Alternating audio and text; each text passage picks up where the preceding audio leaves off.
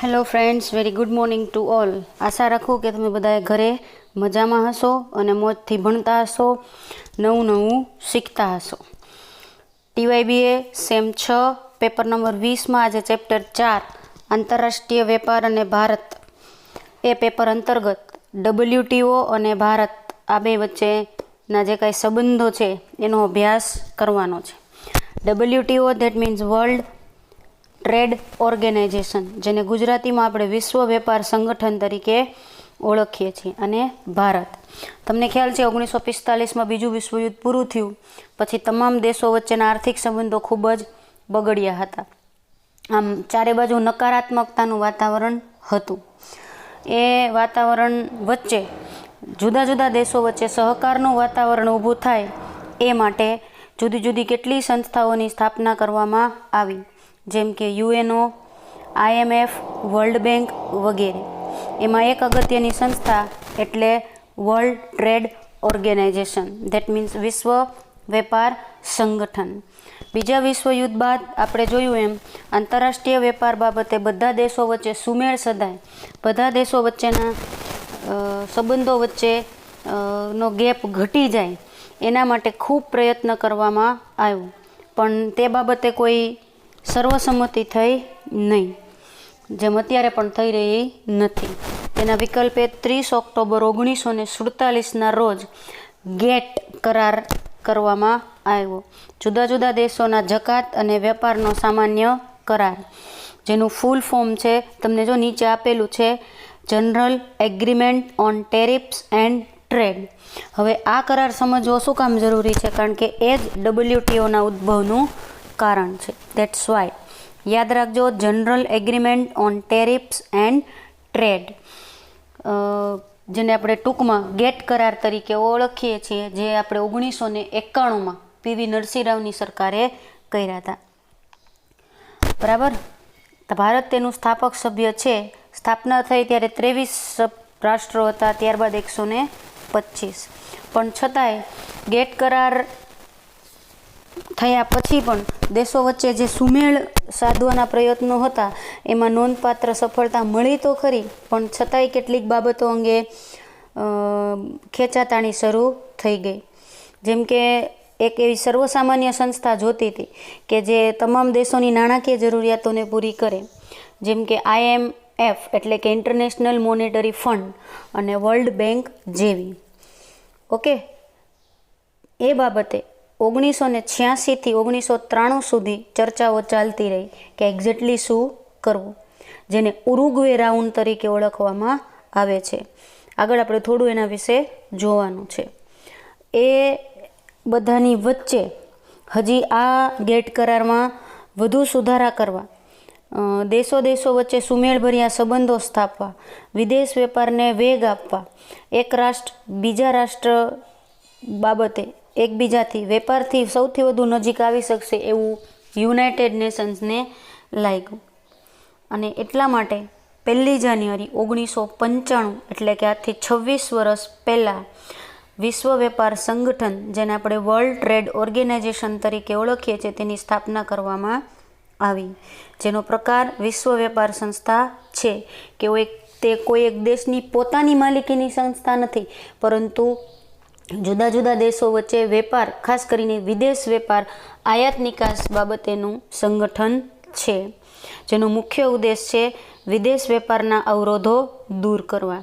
એટલે કે બે દેશો વચ્ચેના વેપારમાં જે કાંઈ ઓબ્સ્ટિકલ આવતા હોય એને દૂર કરવાનો પ્રયત્ન કરવો, જેનું હેડક્વાર્ટર જીનીવા એટલે કે સ્વિટ્ઝરલેન્ડ ખાતે આવેલું છે. ઓકે, સ્વિટ્ઝરલેન્ડ એ દેશ છે મિત્રો કે જે આપણું ઘણું કાળું નાણું એવું માનવામાં આવે છે કે સ્વિટ્ઝરલેન્ડની બેંકમાં છુપાયેલું છે. આપણા મહાનુભાવો, એવા સેલિબ્રિટીઝ, આપણા રાજકારણીઓ વગેરે વગેરેનું. તમને નામ સાથે રિલેટેડ એક હકીકત કીધી કે જેથી તમને નામ યાદ રાખવામાં સરળતા રહે. આજની તારીખે WTOના સભ્યોની સંખ્યા 164 દેશો છે, જેના ડાયરેક્ટર થોડુંક અલગ નામ છે, કારણ કે આફ્રિકા સાઈડનું નામ છે, નેગોગી ઓકોન્ઝો ઇવેલા, જેનું ચિત્ર તમે બાજુમાં જોઈ શકો છો. એક લેડી છે, આપણા માટે ગર્વની વાત છે. એના ડાયરેક્ટર જનરલ પદે છે. ત્યારે પ્રમુખ તરીકે જોનાધન કરીને વ્યક્તિ છે અને ગેટ કરાર જ WTOના ઉદ્ભવનું મુખ્ય કારણ છે અને છતાંય બે વચ્ચે કેટલીક વિસંગતતાઓ જોવા મળે છે. હવે આપણે જોઈએ વિશ્વ વેપાર સંગઠનના ઉદ્દેશો, અગવડતો, કાર્યો, જેને ધ્યાનમાં રાખીને WTOની સ્થાપના કરવામાં આવી છે. સૌથી પહેલું, વિશ્વના રાષ્ટ્રો વચ્ચેના વેપારના નિયંત્રણો દૂર કરવા.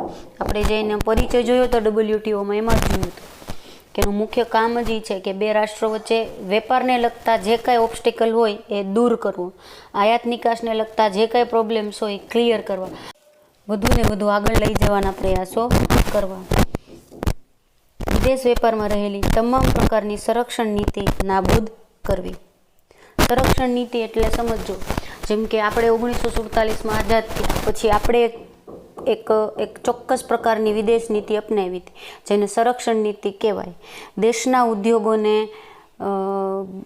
ઉદ્યોગોને સંરક્ષણ આપવા માટે, પ્રોત્સાહન આપવા માટે આપણી સરકારે 1947થી 1990 દરમિયાન વિશ્વની કોઈ પણ બીજી મલ્ટીનેશનલ કંપનીને ઇન્ડિયામાં વેપાર કરવાની છૂટ આપી નહોતી. અને સંરક્ષણવાદી નીતિ કહેવાય. દેટ મીન્સ તમારા દેશના વેપારના દરવાજા અન્ય દેશો માટે ખોલવા જ નહીં, બંધ રાખવા, એને સંરક્ષણ નીતિ કહેવાય. જેમ કે અત્યારે આપણે જોઈએ છે કે સરકાર બધી જ સંસ્થાઓનું પ્રાઇવેટાઇઝેશન કરે છે, પણ રેલવે, વીજળી અને સંરક્ષણ આ ત્રણમાં કોઈને એન્ટર થવા દેતી નથી.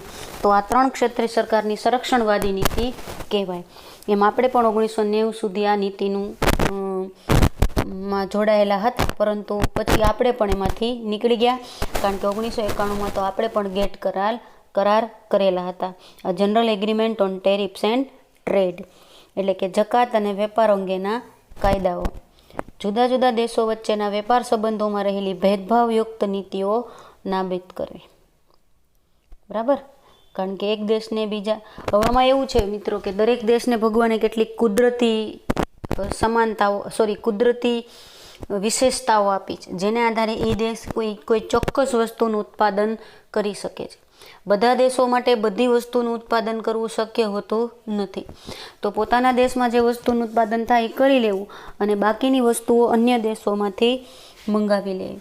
એટલે WTOની સ્થાપના એટલા માટે કરવામાં આવી કે જેથી વિકસિત રાષ્ટ્રો દ્વારા અલ્પ વિકસિત કે વિકાસશીલ રાષ્ટ્રોનું કોઈ શોષણ થાય નહીં. રાષ્ટ્ર વચ્ચે વેપાર દરમિયાન જે કાંઈ ભાઈ ભેદભાવ ઉદ્ભવે એ ઉદ્ભવની નાબૂદી માટેના પ્રયાસો કરવામાં આવ્યા. ચીજવસ્તુઓ, સેવાઓ અને મૂડીની હેરફેર વૈશ્વિક સ્તરે વિસ્તરે તેવા પ્રયાસો હાથ ધરવા. સરળતાથી ચીજવસ્તુઓની આપ-લે થાય, સર્વિસીસની આપ-લે થાય, મૂડીરોકાણ થાય. જેમ કેમ આપણે વાઇબ્રન્ટ ગુજરાત અંતર્ગત જુદા જુદા દેશની કંપનીઓ આપણા દેશના MOU સાઇન કરી, વેપાર કરારો સાઇન કરી અને મૂડીની હેરફેર કરે છે. અહીંયા એક બાબત સમજી લેજો મિત્રો કે મૂડી એટલે માત્ર નાણું નહીં, પણ આપણી પાસે જે કાંઈ સંપત્તિ છે, આપણી પાસે જે કાંઈ નવા સંશોધનો છે, આપણી પાસે જે કાંઈ બી પેટન્ટ છે, એ બધાનો સમાવેશ મૂડીમાં થાય છે. ચીજવસ્તુઓ એટલે જોઈ શકાય તેવી વસ્તુઓ, સેવાઓ એટલે ન જોઈ શકાય તેવી, એટલે દ્રશ્ય, અદ્રશ્ય અને મૂડી સાથે સંકળાયેલી તમામ વસ્તુઓની હેરફેર માટે વિશ્વ વેપાર સંગઠન કાર્યરત છે. નિયમ અનુસાર પારદર્શક વેપારી પદ્ધતિ વિકસે તે માટે પ્રગતિશીલ ઉદારીકરણની પ્રક્રિયા અમલમાં મૂકવી.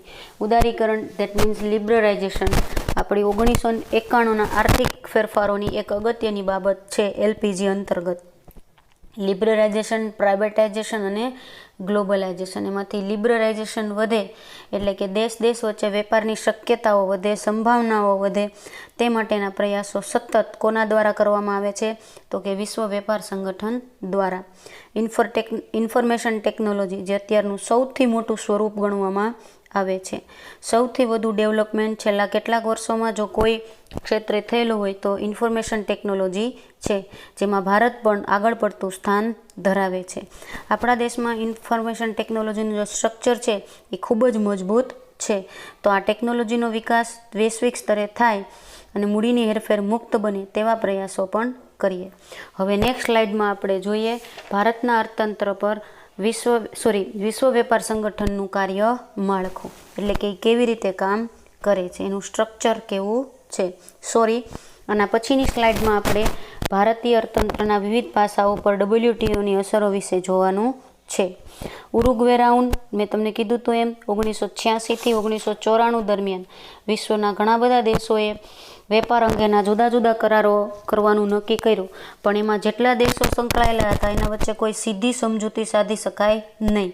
કોઈને કોઈ બાબતે વિવાદો ઊભા થયા જેના ઉકેલ ન લાવી શક્યા. એટલે જ મેં તમને અગાઉ કીધું હતું કે ઇનફેક્ટ ગેટ કરાર જ WTOના ઉદ્ભવનું મુખ્ય કારણ છે. ગેટ કરાર અંતર્ગત ઘણી દેશોને એવું લાગ્યું કે મલ્ટીનેશનલ કંપનીઓ આપણા દેશમાં એક વખત ઘૂસી જશે તો પછી આપણા દેશનો નફો એના દેશોમાં જતો રહેશે, એટલે સાધનો આપણા, માનવ શ્રમ આપણો, પણ વિકાસ અન્ય દેશોનો થશે. એટલે ઉરુગ્વે રાઉન્ડ અંતર્ગત 1986થી 1994 સુધી બહુ ચર્ચાઓ ચાલી, મિટિંગો ચાલુ, જે ઉરુગ્વે રાઉન્ડ તરીકે ઓળખાય છે. પણ તેના અંતે કોઈ ચોક્કસ નીતિ કે કોઈ ચોક્કસ બાબતે કરાર ન થતાં પછી એમાંથી જ 1 જાન્યુઆરી 1995ના રોજ વર્લ્ડ ટ્રેડ ઓર્ગેનાઇઝેશનની સ્થાપના થઈ. કોઈ તમને પૂછે કે ઉરુગ્વે રાઉન્ડ એટલે શું, તો યાદ રાખવાનું ગેટ સાથે સંકળાયેલા રાષ્ટ્રો વચ્ચેની સતત મિટિંગો જે સમયગાળા દરમિયાન થઈ એ સમયગાળો એટલે 1986થી 1994 સુધીનો એ ઉરુગ્વે રાઉન્ડ તરીકે ઓળખાય છે. 1986નું વર્ષ આપણા માટે એટલું અગત્યનું છે મિત્રો કે ત્યારે આપણી નવી અને છેલ્લી, હમણાં જાહેર થઈ એ પહેલાંની નવી શિક્ષણ નીતિ જાહેર થઈ, જે ઠેઠ ગયા વર્ષે બદલાઈ. ગયા વર્ષે જો કે આમ તો ઘણું બધું બદલાયેલું છે, હજી આપણે સહન કરી રહ્યા છીએ. That's it. Now let us move to the કાર્યમાળખા. ઓકે ને, જોઈએ. WTOમાં જોડાતા દરેક દેશે આના ચોક્કસ કાર્યમાળખા મુજબ કામ કરવું પડે છે. જે નીતિઓનું ઘડતર થાય એનું પાલન કરવું પડે છે, કારણ કે જો ન થાય તો પછી એ સંસ્થાનું કોઈ મિનિંગ રહેતો નથી. તેમાં ઉરુગ્વે રાઉન્ડ અંતર્ગત નીચેની 6 બાબતો પ્રત્યે માળખું તૈયાર કરવામાં આવ્યું. વેપારમાં કઈ કઈ વસ્તુઓનો સમાવેશ કરવાનો, ચીજવસ્તુઓ જે દ્રશ્ય છે તે એ અગાઉથી નક્કી કરવાનું રહેશે. ભારત કે ચાઇના વચ્ચે કોઈ પણ પ્રકારનો વેપારી કરાર થાય કે ભારત કે અન્ય દેશો વચ્ચે કોઈ પણ પ્રકારનો વેપારી કરાર થાય તો એમાં અરસપરસ એકબીજા સાથે કઈ પ્રકારની ચીજવસ્તુઓની લેવડ દેવડ થશે એ બાબતે સ્પષ્ટતા કરી લેવી. સેવાઓનો વેપાર, સેવાઓ એટલે અદ્રશ્ય ચીજવસ્તુઓ જેને જોઈ શકતા નથી છતાં એનું કિંમત આપણે ચૂકવીએ છીએ, જેમ કે એન્જિનિયરની સેવા, ડૉક્ટરની સેવા, વકીલની સેવા, શિક્ષકનું શિક્ષણ કાર્ય, ગાયકનું ગાયન, એક્સેટ્રા એક્સેટ્રા. બરાબર. આ બાબત આપણને જો કે બહુ મોંઘી સાબિત થઈ છે, કઈ રીતે એ આપણે આગળ જોશું. વેપાર સંબંધિત મૂડીરોકાણ અંગેના પગલાઓ જેને ટ્રીપ્સ તરીકે ઓળખવામાં આવે છે, જેના વિશે આગળ આપણે જોવાનું છે. વેપાર સંબંધિત જે કોઈ મૂડીરોકાણ કરવામાં આવે છે તે અંગે કેવા પગલાઓ લેવા, કેવી રીતે લેવા, શું કરવું એ પણ અહીંયા નક્કી કરવામાં આવે છે. TRIPS means friends trade related intellectual property rights, એટલે કે કોઈ પણ એક દેશની બૌદ્ધિક સંપદા અન્ય દેશોમાં જઈ શકે છે ઇઝીલી. જેમ આપણા દેશના લોકોને પ્લેટફોર્મ યોગ્ય ન મળતા, એને પોતાના સંશોધનને બારી ન મળતા, એ લોકો શું કરે છે, અન્ય દેશોમાં જતા રહે છે. ઘણા બધા એવા એક્ઝામ્પલ્સ આપણી પાસે છે. જો કે આપણે એવું કહી શકીએ કે અત્યારે અમેરિકાના ઉપરાષ્ટ્રપતિ અથવા તો ઉપરાષ્ટ્ર પ્રમુખ કમલા હેરિસ છે, એ પણ આપણા ગ્લોબલાઇઝેશનનું એક એક્ઝામ્પલ કરી શકાય. ત્યારબાદ વેપાર સંલગ્ન બૌદ્ધિક સંપદા અધિકાર જે ટ્રીમ્સ તરીકે ઓળખાય છે, એની નીતિઓ નક્કી કરવી. લાદણ તેમજ લાદણ નીતિ વિરોધી કરાર. લાદણ એટલે તમને ખબર છે એન્ટી ડમ્પિંગ. દાખલા તરીકે ભારતમાંથી કોઈ વ્યક્તિ અમુક પ્રકારની સાડીઓ લઈ જાય કે જેનું અમેરિકામાં બહુ ચલણ હોય, અહીંથી બધું લઈ જાય પણ એને ઓછા ભાવે મળે તો એ અમેરિકામાં એ ભાવે વેચે કે જેટલા ભાવે આપણે ઇન્ડિયામાં વેચતા હોય એના કરતાં વધુ ભાવે, પણ એ ઇન્ડિયાના જ માર્કેટમાં એ સાડી ઓછી કિંમતે વેચે તો આપણા દેશના ઉદ્યોગોને નુકસાન થાય છે, જેને ડમ્પિંગ અને એનો વિરોધ કરી અને એન્ટી ડમ્પિંગ તરીકે ઓળખવામાં આવે છે. આઈ હોપ તમે સમજી ગયા હશો. તમે જ ઉત્પાદિત કરેલા, જેમ કે ખેડૂતો સાથે થાય છે કે પોતે ઉત્પાદન કરેલા માલની એને પૂરી કિંમત મળતી નથી. ઓકે, સમજાય છે? દેટ મીન્સ તમારી પાસેથી કોઈ વ્યક્તિ માલ લઈ જાય અને એ તમારા કરતાં પણ ઓછા ભાવે વેચે તો તમારે બહુ મોટું નુકસાન સહન કરવું પડે છે.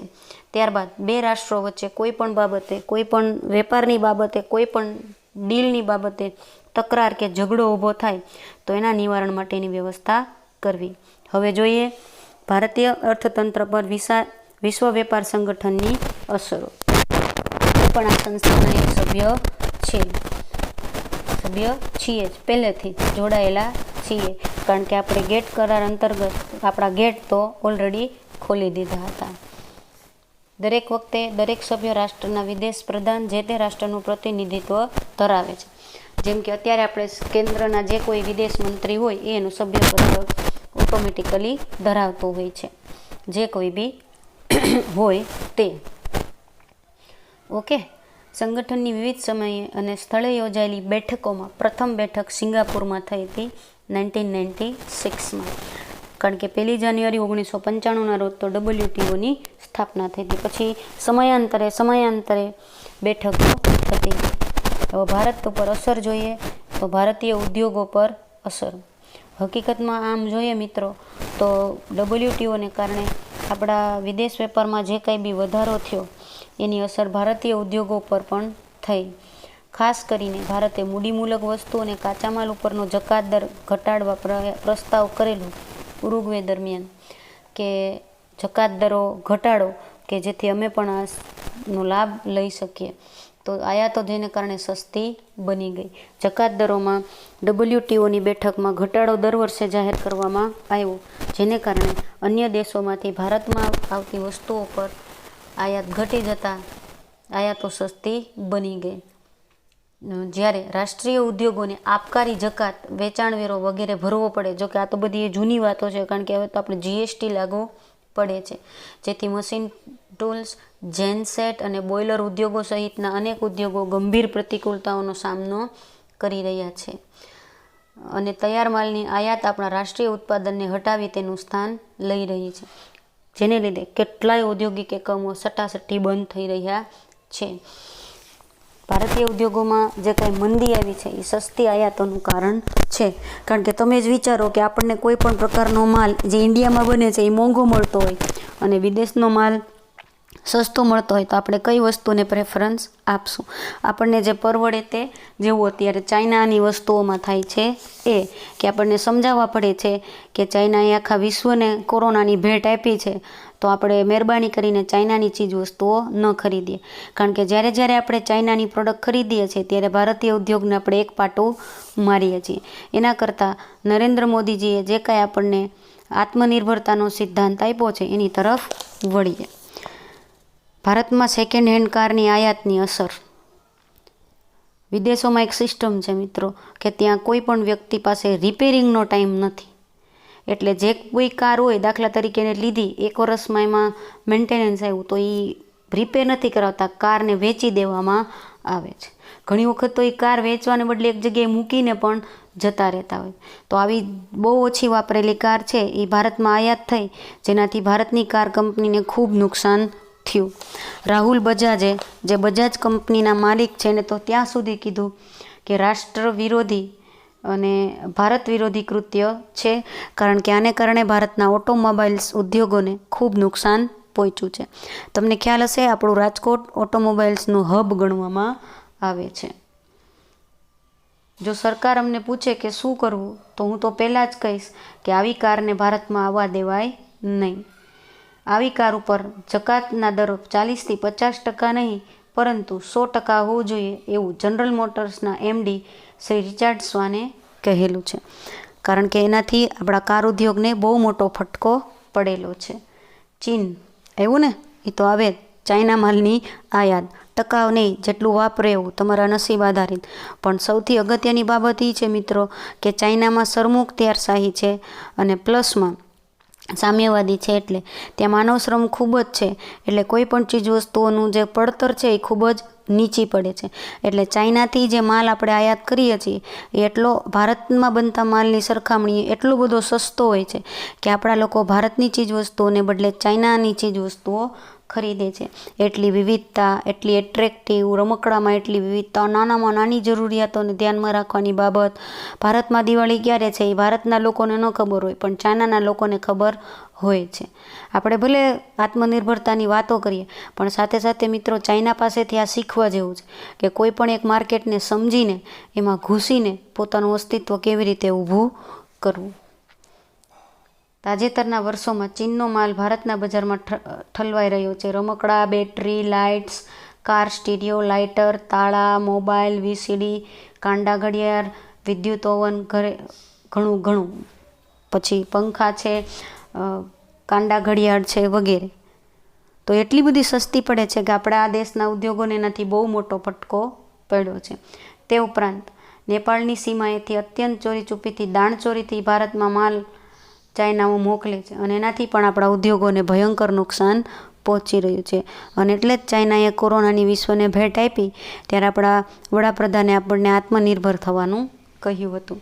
નાના પાયાના એકમો ઉપર WTOનો પ્રભાવ. નાના ઉદ્યોગોની સૌથી મોટી સમસ્યા એ હોય છે કે એને જે સ્ટેન્ડ મળવું જોઈએ મિત્રો, એ સ્ટેન્ડ મળતું નથી. અને નથી મળતું એટલે શું થાય છે કે વિદેશી હરીફાઈને કારણે એક તો આવા ઉદ્યોગો આપણા દેશના મોટા ઉદ્યોગો સાથે ઓલરેડી હરીફાઈમાં હાંફી ગયા હોય છે અને એમાં વિદેશી કંપનીઓ આવે જેની સામે આપણા ઉદ્યોગો ટકી શકે એવી પરિસ્થિતિમાં નથી. જોકે છેલ્લા કેટલાક વર્ષોથી સ્ટાર્ટઅપ ને એવું બધું શરૂ થયું છે, જેનાથી એ લોકોને પણ ફાયદો થયો છે. કોઈ પણ રાષ્ટ્રે નાના પાયાના એકમોને એટલા માટે પણ મહત્ત્વ આપવું જોઈએ કે એનાથી સૌથી વધુ સ્વરોજગારીનું નિર્માણ થાય છે. આ સૌથી વધુ નિકાસલક્ષી ઉદ્યોગો છે. આમાં તો શું હોય છે, સૌથી સબળ હોય તે જીવે, બળિયાના બે ભાગ. એ નીતિએ આપણા નાના પાયાના ઉદ્યોગો આવા ઉદ્યોગો સામે ટકી શકતા નથી. આમાં કહેવાયું છે કે લાઠી તેની ભેંસ. તો અહીં આમાં પણ કેટલાય બધા ઉદ્યોગો એકબીજા સાથે હરીફાઈ કરશે, એમાંથી જે જીવશે તે એટલું જ નહીં, અગરબત્તી, આઈસ્ક્રીમ ઉત્પાદન, ખાદ્ય પદાર્થ, મિનરલ વોટર જેવા સામાન્ય વપરાશી માલમાં પણ મલ્ટીનેશનલ કંપનીઓ પ્રવેશી ગઈ છે. મેં તમને કીધું એમ, એક તો ઓલરેડી આપણા દેશના મોટા ઉદ્યોગો સાથે એ લોકોની હરીફાઈ હતી જ, એમાં વળી આ બરાબર. જેમ કે નાના પાયાના આપણા જે ઉદ્યોગો છે એમાં સ્થાનિક લેવલે જે કાંઈ કોલ્ડ ડ્રિંક્સ બનતા હતા એ કોલ્ડ ડ્રિંક્સને કોકાકોલા અને પેપ્સી જેવી કંપનીએ ચપટીમાં ચોળી નાખ્યા, સાફ કરી નાખ્યા. કારણ કે આ બધી કંપનીઓ પાસે એટલું બધું મોટું મૂડીરોકાણ હોય, એટલું બધું માર્કેટિંગ હોય એ આપણે જોઈ શકીએ. છતાંય કેટલાક વર્ષોથી દાવત કોલ્ડ ડ્રિંક્સ એનો જે વિકાસ કર્યો છે એ ખરેખર અસાધારણ છે.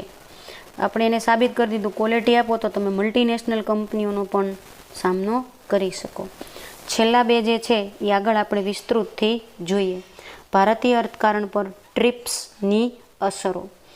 Trips means trade related intellectual property rights.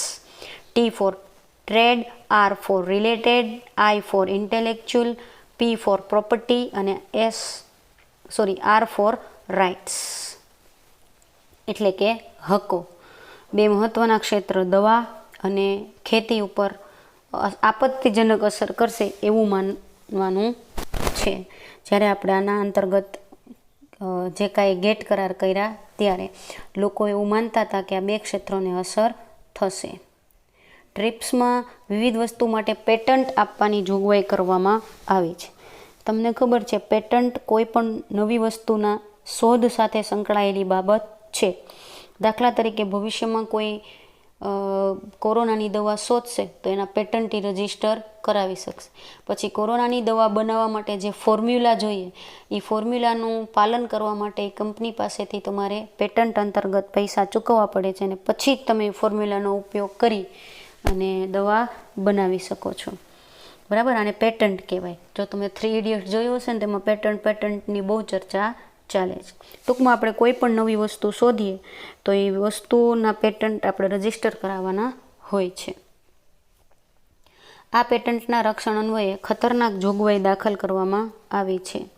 આ જોગવાઈ મુજબ કોઈ પણ જાતના ભેદભાવ વગર આયાતી ઉત્પાદન અથવા સ્થાનિક ઉત્પાદનને પેટન્ટ રક્ષણ હેઠળ આવરી લેવામાં આવશે.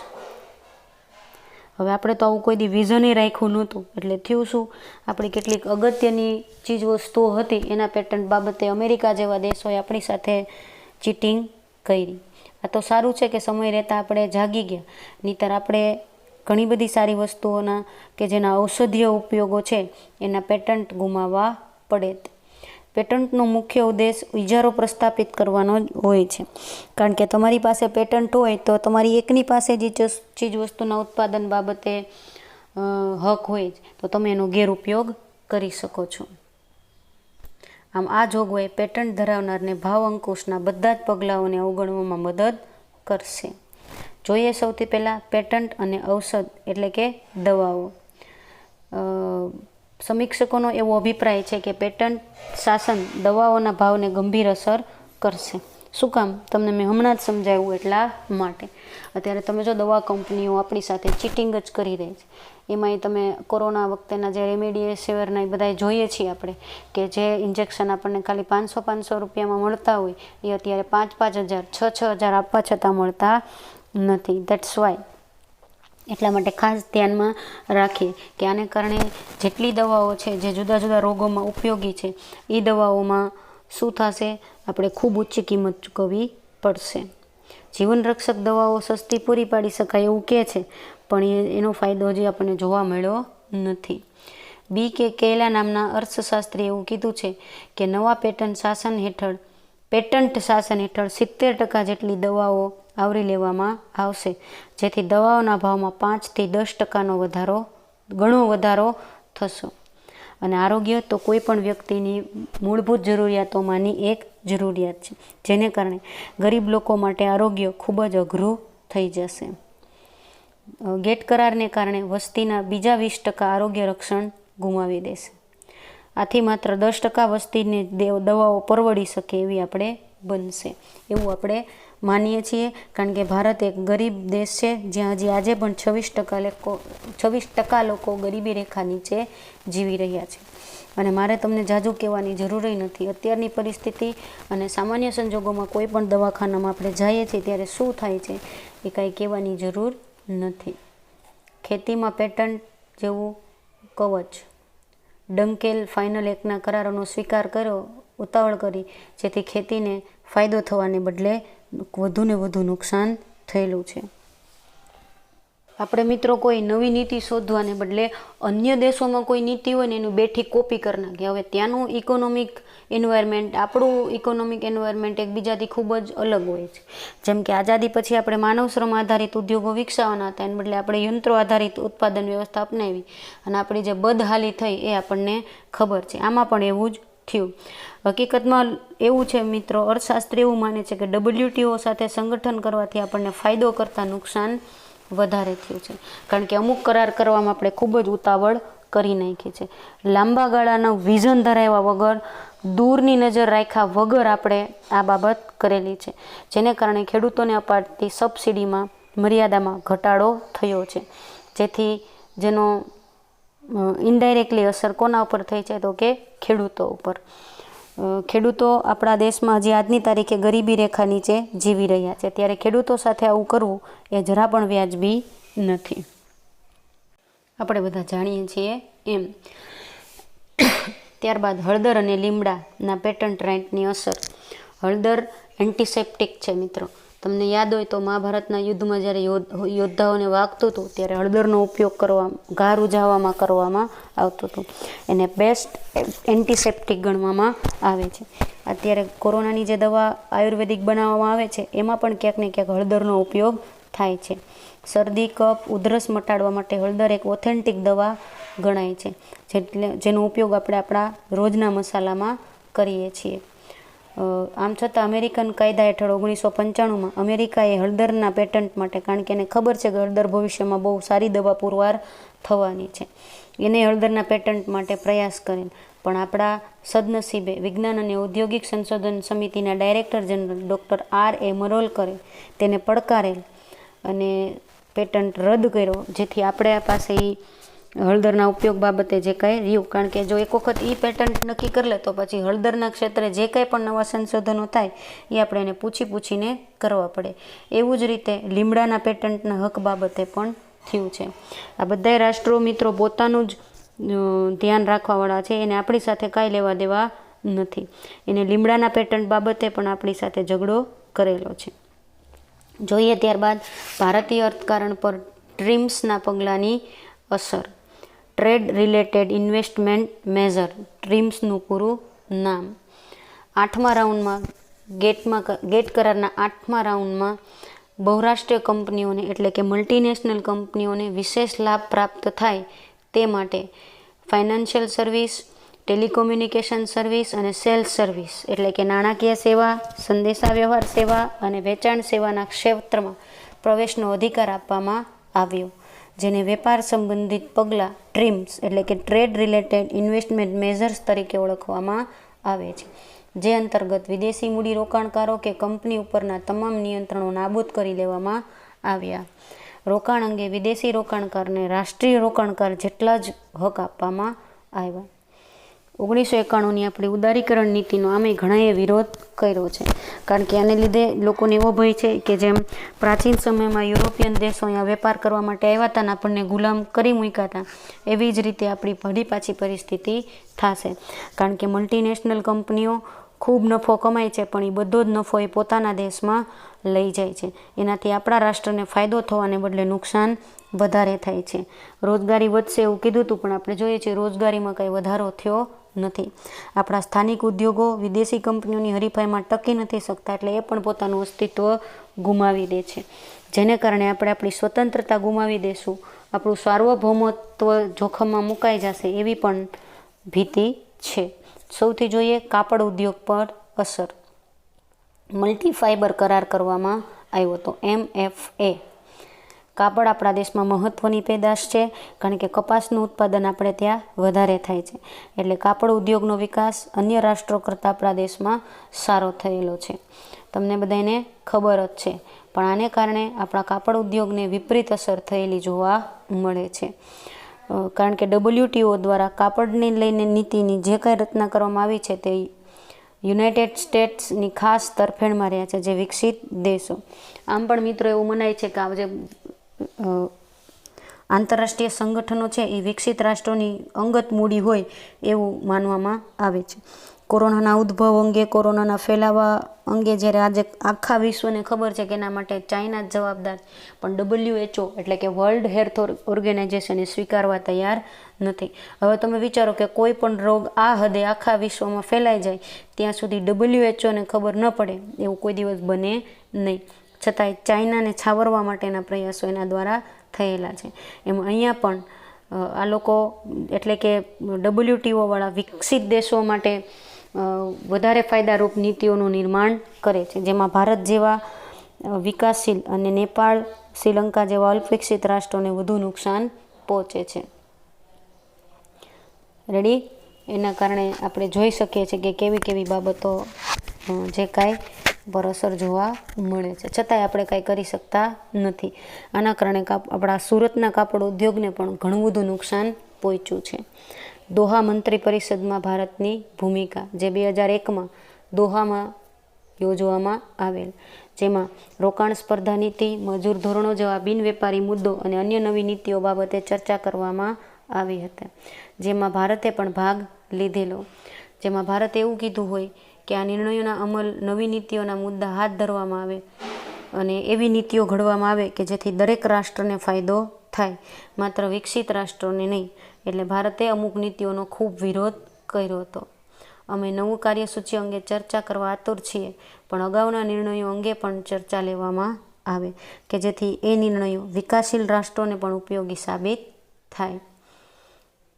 WTA વિશ્વ સરકાર નથી કે જે જવાબદારી કાયદેસર રાષ્ટ્રીય સરકારો અને ધારાસભાઓની છે તે પચાવી પાડવાની કોશિશ તેણે કરવી જોઈએ નહીં. આમ વિકાસશીલ દેશોના હિતોને રજૂ કરવા માટે ભારતે કડક વલણ દર્શાવેલ, જેને કેટલાય બીજા વિકાસશીલ રાષ્ટ્રોએ ટેકો આપેલ, પરંતુ તેમ છતાં વિકસિત રાષ્ટ્રોના દબાણ આગળ પાછું આ નપી ગયા. ઓકે, નેક્સ્ટ કેનકમ રાઉન્ડ પરિષદ. એક તરફ વિકાસશીલ દેશો અને એક બાજુ વિકસિત દેશો હતા કે એને એવું હતું કે વિકસિત દેશો દ્વારા તેના ખેડૂતોને જે સબસિડી આપવામાં આવે છે તેમાં ઘટાડો કરવો જોઈએ, કારણ કે અમે પણ કરાયેલો છે.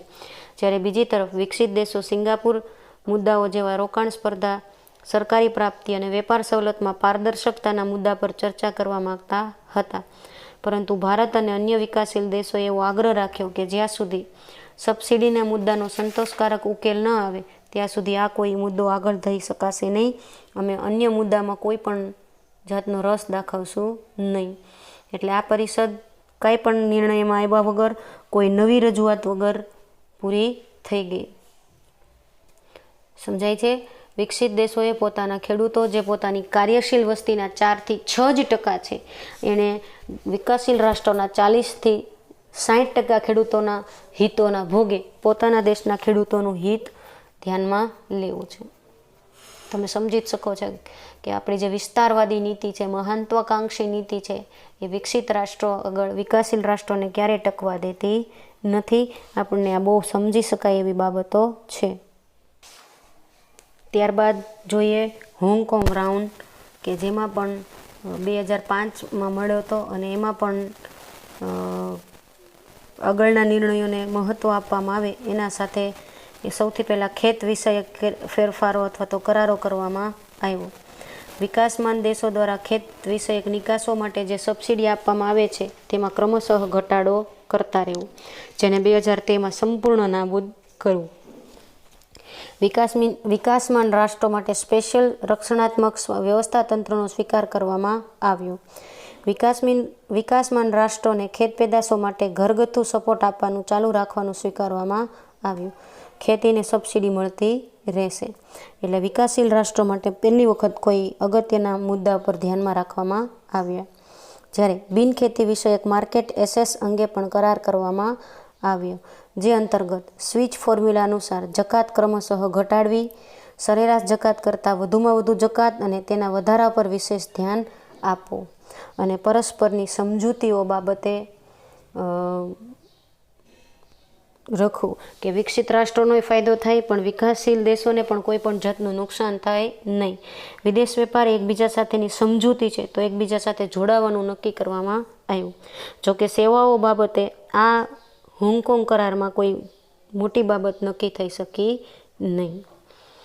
જોઈએ હવે વિશ્વ વેપાર સંગઠન અને ભારતના સંબંધોનું મૂલ્યાંકન, એટલે કે WTOમાં જોડાવાથી ભારતને ફાયદા થયા કે ભારતને નુકસાન થયું. જોઈએ સૌથી પહેલાં ફાયદા. વેપાર વૃદ્ધિ.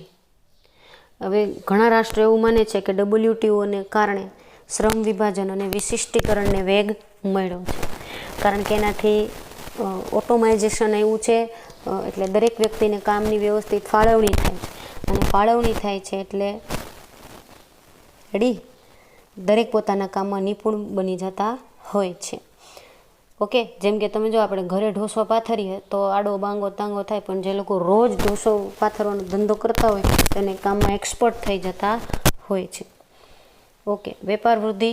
વિશ્વ બેંક અને ગેટના સચિવાલયે તૈયાર કરેલ અંદાજો મુજબ ઈસવીસન 2005 સુધીમાં આંતરરાષ્ટ્રીય વેપારમાં જંગી વધારો થશે, જેમાં 60% જેટલો હિસ્સો ભારતના કાપડ ઉદ્યોગનો હશે. ભારતના નિકાસ વેપારમાં આ વસ્તુઓ ખૂબ જ અગત્યની છે. ભારત પણ અન્ય દેશોની જેમ આપણો વિકાસ થશે એવા ગાણા ગાય રાખે છે, જેના કારણે ઊભી થતી નવી તકોનો ભારત વધુને વધુ ફાયદો ઉઠાવી શકશે. તૈયાર વસ્ત્રોની નિકાસમાં વૃદ્ધિ થશે. બહુવિધ રેસા અંગેના કરાર, જે આપણે જોયું હતું MFA મલ્ટી ફાઇબર એગ્રીમેન્ટ, આ કરાર અનુસાર વિકસિત દેશો આવા રેસાવાળા વસ્ત્રોની આયાતો આડેના અવરોધો 2005 સુધીમાં સંપૂર્ણપણે દૂર કરશે, જેથી આવા વસ્ત્રોની મોટા પાયે નિકાસ કરે અને નિકાસોને વેગ મળશે. ખેત નિકાસોમાં વધારો. નવી નીતિ હેઠળ વિકસિત દેશોએ ખેતી ક્ષેત્રે અપાતા અનુદાનો નાબૂદ કરવાના છે, જ્યારે વિકસતા દેશોમાં નવા અનુદાનો તાત્કાલિક નાબૂદ ન કરવાની છૂટ આપવામાં આવી છે, જેથી ભારતની ખેત પેદાશની વસ્તુઓની આંતરરાષ્ટ્રીય બજારોમાં સ્પર્ધાત્મકમાં વધશે અને માંગ પણ વધશે. કાર્યક્ષમતામાં સુધારો. કારણ કે અહીંયા સ્પર્ધામાં ટકવા માટે તમારી પાસે લેટેસ્ટ ટેકનોલોજીના સાધનો હોવા જરૂરી છે, કારણ કે તમારે અહીંયા એવી વ્યક્તિઓ સાથે સ્પર્ધામાં ઉતરવાનું છે કે જેનું ઇન્ટરનેશનલ સ્ટાન્ડર્ડ છે. એના કારણે સાધનોની ઇષ્ટ વેચણી થશે, સાધનોનો દુર્વ્યય ઘટાડી શકશે, મોટા કદનો લાભ લેવા માટે ટેકનોલોજીકલ સુધારાઓ થશે. આમાંથી ઘણા સુધારાઓ આજે આપણને દેખાય પણ છે. એટલે કે કંપનીનું સંચાલન સુધરશે, વહીવટ સુધરશે, શું કહેવાય, મલ્ટીનેશનલ કંપનીઓની હરીફાઈને કારણે એની કાર્યક્ષમતામાં પણ વધારો થશે, ખર્ચમાં, વસ્તુના ઉત્પાદનના કોસ્ટિંગમાં ઘટાડો થશે અને વસ્તુઓ સસ્તી પણ બનશે. કન્ઝ્યુમર માર્કેટનો ઉદ્ભવ થશે અને લોકોને જરૂરી ચીજ વસ્તુઓ વાજબી ભાવે પૂરી પાડી શકાશે. વિવાદ નિવારણ. જુદા જુદા દેશોની વિદેશ વેપાર નીતિમાં જે કંઈ પણ વિવાદો ઊભા થાય કે મતભેદો ઊભા થાય તેના નિવારણ માટે ખાસ સમિતિ નીમવામાં આવેલ છે, જેમાં લાદણ વિરોધી નીતિ, અનુદાન અંગેની નીતિ તથા પ્રતિકારાત્મક જકાત નીતિ અંગેના વિવાદનો ઝડપથી ઉકેલ લાવવાના પ્રયાસો કરવામાં આવશે. પરિણામે આંતરરાષ્ટ્રીય વેપારની પદ્ધતિ અંગે વધુ સુરક્ષા પ્રાપ્ત થશે, તેમજ તે અંગે આગાહી કરવાનું પણ સરળ થઈ જશે. રાષ્ટ્ર વચ્ચે ઝઘડો ન રહે તો પછી આપણે ઇઝીલી આગળ વધી શકીએ છીએ. જોકે લાંબે ગાળે આપણને આ બધા ફાયદા મળશે.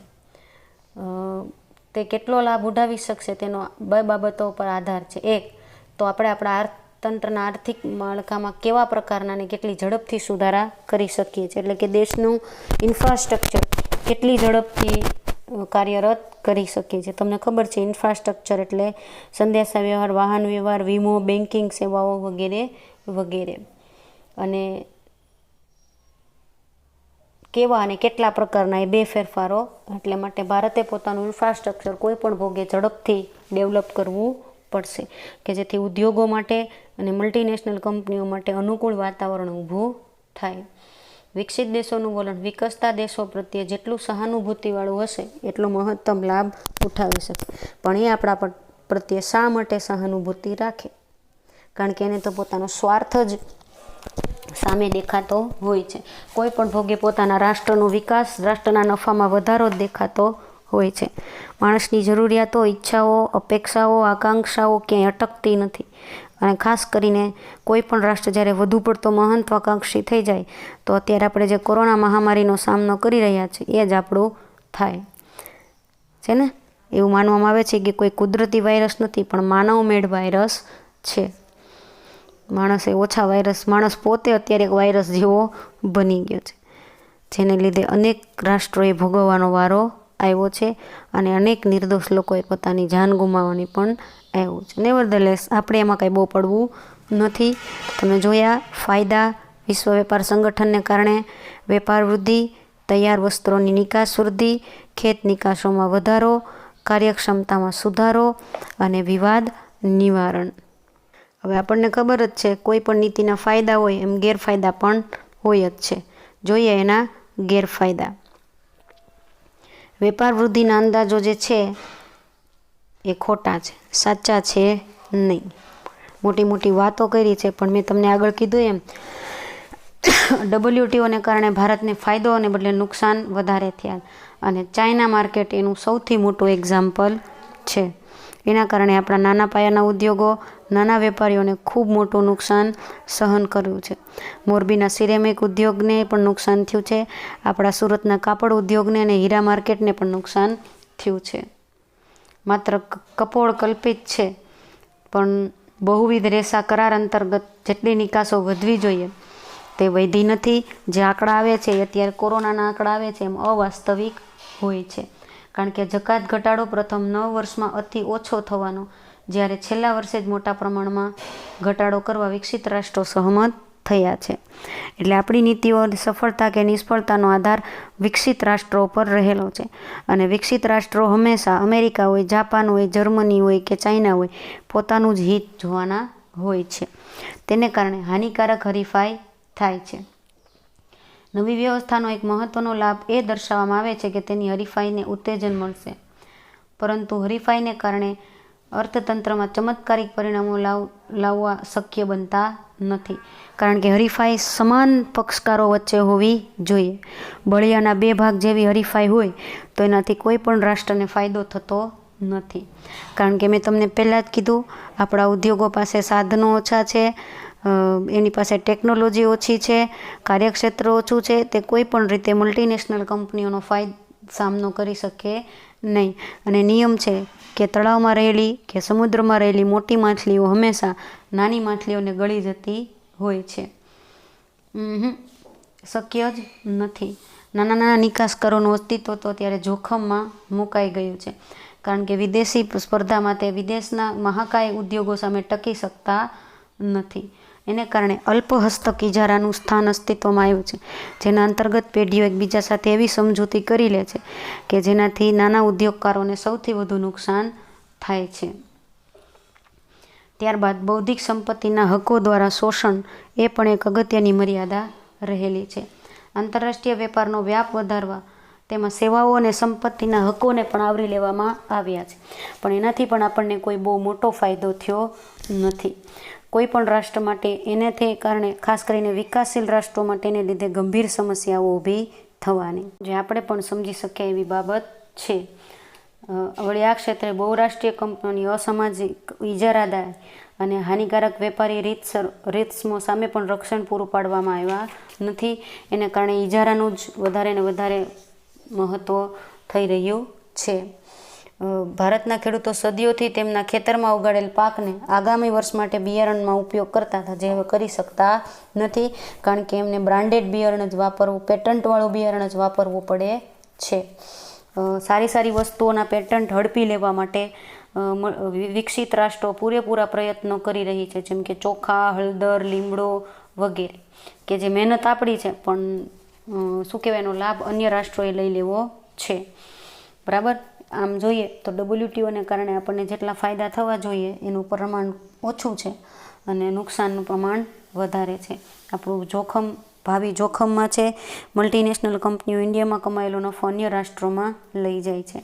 આજે પણ એમેઝોન જેવી કંપનીઓ એનું બેસ્ટ ઉદાહરણ છે. આપણી સરકાર શા માટે નથી અટકાવતી તો સરકાર જાણે, પણ આપણે આત્મનિર્ભરતાને વળગી રહીએ. આવજો. Have a nice day.